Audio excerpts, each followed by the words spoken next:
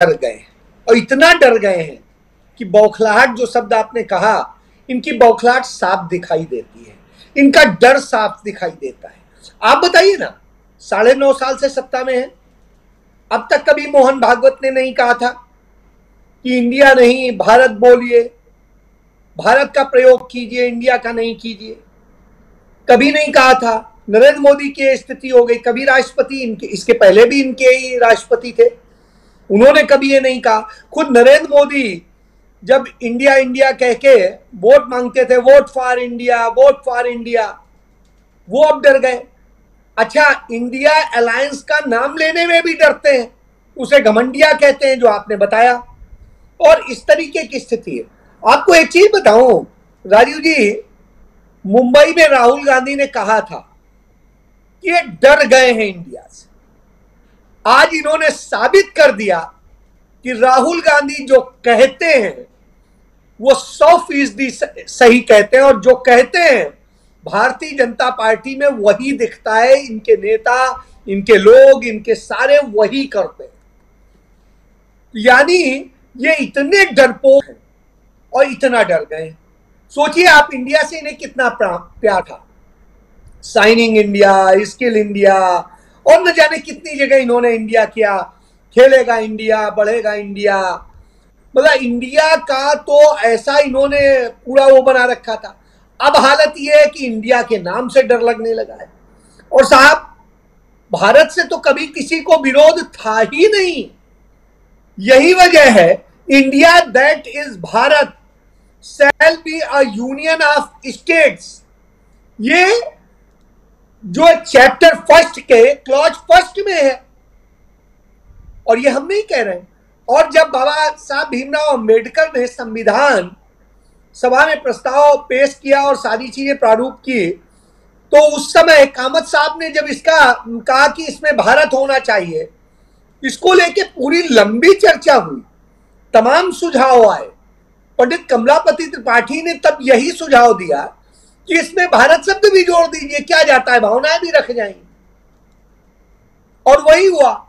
तो उन्होंने कहा हाँ, इससे किसी को परेशानी नहीं। पंडित जवाहरलाल नेहरू ने डिस्कवरी ऑफ इंडिया में लिखा भारत माता कौन है, डिफाइन किया। तो भारत से तो किसी को परेशानी है ही नहीं। लेकिन एक सच भी जानना होगा कि आप भारत शब्द ला कहां से रहे हो। आप भारत शब्द जहां से लाते हो, जिसको आप बताते हो, तो उसमें भी आपका इतनी कंट्रोवर्सी है कि कुछ कहना नहीं। और जितनी कंट्रोवर्सी है उसको देखिए, श्रीमद् भागवत में कुछ कहता है, अभिज्ञान शकुंतलम कुछ बताता है, उसके बाद में तमाम सारे और वो बताते हैं। तो यदि आप इसी को बताइएगा तो एक भी चीज आज ऐतिहासिक रूप से प्रमाणित नहीं है कि आखिर राजा भरत थे कौन और वो कहां पर। लेकिन चलिए हम आपकी बात मान लेते हैं। हम उन धर्म ग्रंथों को जो महाकाव्य काल के हैं, जो ऐतिहासिक वालों में नहीं है, जो मूल ग्रंथ है धर्म के, उनमें नहीं है, ये बाद के ग्रंथों में, तो हम मान लेते हैं। तो मान लेते हैं, तो उनका राज कहां था? हिंदुस्तान में तो था ही नहीं। हिंदुस्तान का तो बहुत छोटा सा हिस्सा उसमें था। उसमें तो जितना हिस्सा है वो अफगानिस्तान और जाने कौन कौन, ताशकंद और सब कुछ, वो आप सब कुछ जोड़ लीजिए, तो उधर था। तो साहब ये तो रह ही नहीं गया। और जब आप ये करते हैं तो निश्चित रूप से लगता है कि आपको न कुछ इतिहास पता है, न भूगोल पता है। जो आज भारत है, जिसे इंडिया कहते हैं, वो भारत, इंडिया, हिंदुस्तान, जो भी नाम से, हिंद, जो भी नाम से आप संबोधित करें, हमारे देश में, मैं तो जैसे हिंदुस्तान इस्तेमाल करता हूं बहुत बार, अच्छा लगता है हमें लगता है उससे अपनापन आता है, और सीधी सी बात है। तो लेकिन आप, स्थिति ये है कि जब हम लिखते हैं कहीं ऑफिशियल लैंग्वेज में और उसमें, तो इंडिया ही इस्तेमाल करते हैं।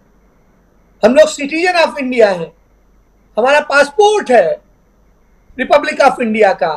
तो साहब जब हमारी सिटीजनशिप ही इंडिया है, तो उससे इतर क्या बात हो सकती। तो आज ये स्थिति है कि इतना डरे हुए लोग हैं। दूसरी तरफ यदि आप ऐतिहासिक प्रमाण देखें तो इनका तो प्रमाण नहीं मिलता है वैसे, लेकिन जिसका प्रमाण मिलता है, क्यों बाबा साहब भीमराव अंबेडकर इसके कह रहे थे कि इंडिया ही होना चाहिए, वो इसलिए कह रहे थे और उन्होंने करवाया क्योंकि वो भौगोलिक रूप से भी सत्य है, वो प्राकृतिक रूप से भी सत्य है, तो साहब और ऐतिहासिक रूप से भी सत्य है। Indus valley, Indus civilization, Indus का जो पूरा नेचुरल वो है, तो सारी चीजें मौजूद हैं, आज भी जाके आप उन्हें देख करके तस्दीक कर सकते हैं जी। तो इंडिया शब्द इसलिए रखा गया था जिससे उसे जस्टिफाई किया जाए। इंडिया शब्द कोई विदेशी शब्द नहीं है, इंडिया शब्द हमारा शब्द है, हमारी इंडस वैली से है, जिसे हम हिंदी में सिंधु घाटी की सभ्यता कहते हैं। तो आप ये समझिए हमारे को हम ही से अलग कर रहे हैं। और आपको एक चीज बताएं, जब ये इंडिया का विरोध करते हैं तो ये मोहम्मद जिन्ना के साथ खड़े हो जाते हैं। मोहम्मद जिन्ना ने भारत के इंडिया नाम रखने पर इतना गुस्सा जाहिर किया था, उनका कहना था कि इंडस वैली तो हमारे पास है, इंडिया कैसे ये रख रहे हैं, और उसको लेके वो चिढ़ गए थे। वो चाहते थे आप हिंदुस्तान रखो, भारत रखो, लेकिन आप इंडिया मत रखो, लेकिन इंडिया रखा गया। तो आप ये समझिए, हम तो जिस अखंड भारत का ये नाम लेते हैं, ये तो नहीं जानते हैं अखंड भारत था क्या, क्योंकि इनको खुद ही नहीं पता है अखंड भारत कुछ था भी। क्योंकि जिन राजा भरत का नाम लेते हैं, उनका जो राज्य था वो कुरु का राज्य था, तो सब कुरु का राज्य मान लीजिए, तो उसके मुताबिक उधर का है। और यदि दुष्यंत के बेटे, शकुंतला के बेटे की बात करते हैं तो भी आप दूसरी जगह चले जाते हैं, तब तो आप पाकिस्तान पहुंच जाते हैं। तो आप भारत इंडिया में है कहां? तो इंडिया की नहीं बात करेंगे तो इंडिया और भारत की लड़ाई करके ये वास्तव में अदानी अंबानी का जो इन्होंने भ्रष्टाचार कर रखा है, पूंजीपतियों का भ्रष्टाचार कर रखा है, उसे छिपाने के लिए उस पर चर्चा ना हो, इस पर चर्चा कराना चाहते हैं। वो इस पर चर्चा नहीं कराना चाहते क्योंकि विदेशी तमाम सारे लोग आ रहे हैं, पूरे दिल्ली को कैद कर दिया गया, कर्फ्यू लगाने जैसी स्थितियां बना दी गई हैं। ये पहली बार हिंदुस्तान के इतिहास में आ रहा है। प्रशांत जी बताएंगे कि कैसे इंदिरा जी के समय में 140 देशों का सम्मेलन हुआ था और जिसमें 70 से अधिक शासनाध्यक्ष, राष्ट्राध्यक्ष आए थे, और उसमें पूरी स्वतंत्रता थी, किसी को नहीं रोका गया था। आज हालत ये, वो विश्व गुरु नहीं थी, ये 20 कंट्रियों का, 19 कंट्रियों का जो संगठन है G20, उसके अध्यक्षता करके, वो भी जो रोटेशन में आती है, स्थायी नहीं है, रोटेशन में आती, किसी ने चुना नहीं है। तो साहब उसके अध्यक्षता करके, फैसिलिटेटर बन के ये खुद को विश्वगुरु घोषित करते हैं, और उसमें भी पूरे नहीं आ रहे हैं, इनको स्वीकार करने को तैयार नहीं है। उसके साथ साथ दिल्ली को कर्फ्यू लगा देते। भैया आप एक तरफ कहते हो मदर ऑफ डेमोक्रेसी, दूसरी बात कि मदर ऑफ डेमोक्रेसी में जो डेमोक्रेसी है, जो यहाँ के लोग हैं, उन्हीं को कैद कर देते हो, उनके अधिकारों को खत्म कर देते हो। दुकानें बंद रहेंगी, ये ऑफिसेज बंद रहेंगे, ये रहेगा, वो रहेगा। तो साहब आप हिंदुस्तान में कोई तानाशाह की हुकूमत चला रहे हो, आप कर क्या रहे हो? असल में आपको कुछ नहीं आता है, आप निरा जाहिल हो, आपको ना इतिहास पता है, ना भूगोल पता है, आपके दिमाग में गोबर भरा है, आप नहीं जानते हो कि सत्य क्या है। आप इसकी चर्चा नहीं कर रहे हो कि देश में भुखमरी है, बेरोजगारी है, देश की स्थिति ये है, सामाजिक असमानता है, आर्थिक रूप से बर्बादी है, और देश को कर्ज में लाद दिया है। आपने देश को जिस कंडीशन में लाके खड़ा कर दिया है, उस कंडीशन में आज न बेटियां सुरक्षित हैं, न महिला पुलिसकर्मी सुरक्षित हैं, न कोई सुरक्षित है। आप किस बात की बात करते हो? कौन सा भारत, कौन सा इंडिया?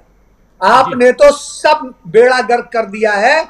ऐसी स्थिति में आपसे होता है एक चीज, राजीव जी, हमारे यहाँ कही जाती है गांव में कि जिसका नाकारा बेटा होता है तो वो कुछ बना बना तो पाता नहीं, कर तो कुछ पाता नहीं है, तो वो क्या करता है, कभी आएगा कहेगा कि घर की नेम प्लेट बदल दो, देखो हमने इतना सुंदर घर बना दिया, नेम प्लेट बदल दी।